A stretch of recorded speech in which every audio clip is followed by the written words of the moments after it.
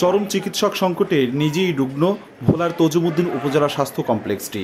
অন্য চিকিৎসক না থাকায় গত 1 মাস উপজেলা স্বাস্থ্য ও পরিবার পরিকল্পনা কর্মকর্তা ডাক্তার মোহাম্মদ রাহাত হোসেন একাই ইনডোর ও আউটডোর সেবা দিয়েছেন। তবে গত সপ্তাহে 2 জন মেডিকেল অফিসার যোগদান করায় মুমূর্ষু অবস্থায় থেকে কিছুটা উন্নতি হয়েছেন।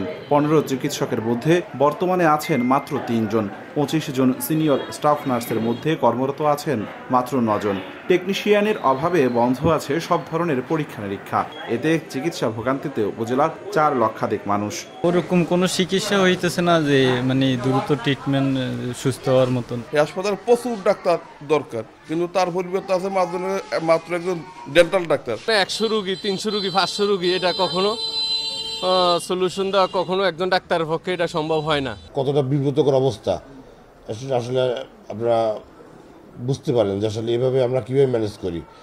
সকাল নাই দুপুর নাই, দেখা যায় যে আমাদের আমরা দুইজনই সারাদিন হসপিটালে, দিন রাত 24 ঘন্টাই মানে এখানেই কর্মব্যস্ততার মধ্যে আমাদের থাকতে হয়। ঢাকা কুয়াকাটা মহাসড়কের পাশে অবস্থিত বরগুনার আমতলীর 50 শয্যা বিশিষ্ট উপজেলা স্বাস্থ্য কমপ্লেক্সের একই অবস্থা। এখানে 22 জন চিকিৎসকের আছেন মাত্র 4 জন। সকালবেলা আসছি, এখন পর্যন্ত ডাক্তার পাইনি। নার্সেরা এসে সিরিয়াল লাগাই গেছে, এই পর্যন্তই। কোনো ডাক্তার পাই না, কিছু পাই না, কোনো চিকিৎসা নাই, আমরা বাড়ি চলে যাইতেছি। 22 জন চিকিৎসকের পদ রয়েছে, তারপর আমরা এখানে মাত্র 4 জন চিকিৎসক কাগজে কলমে থাকলেও মূলত প্র্যাকটিক্যালি 2 জন চিকিৎসক আছে। স্বাস্থ্য অধিদপ্তরে কিছুদিন পরেই জানাই যে আমাদের এতগুলো পোস্টের এগেনস্টে এত সংখ্যক আছে, এটাতে আমাদের অনেক হিমশিম খেতে হচ্ছে।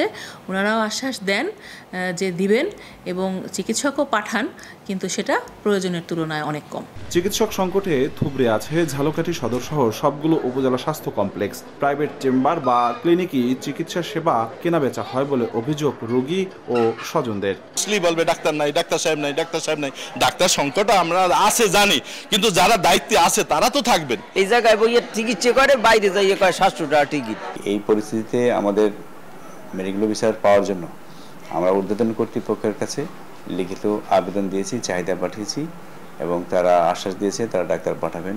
অচল অবস্থা খোদ বিভাগীয় শহর বরিশালও। জেলার 10 উপজেলায় চিকিৎসক সংকট, নেই সব ধরনের রোগ নির্ণয়ের মেশিনারিজ। ক্ষুব্ধ ভুক্তভোগীরা। কাঙ্ক্ষিত সেবা দেয়া চ্যালেঞ্জ হলেও চেষ্টার ত্রুটি নেই বলছেন সংশ্লিষ্টরা।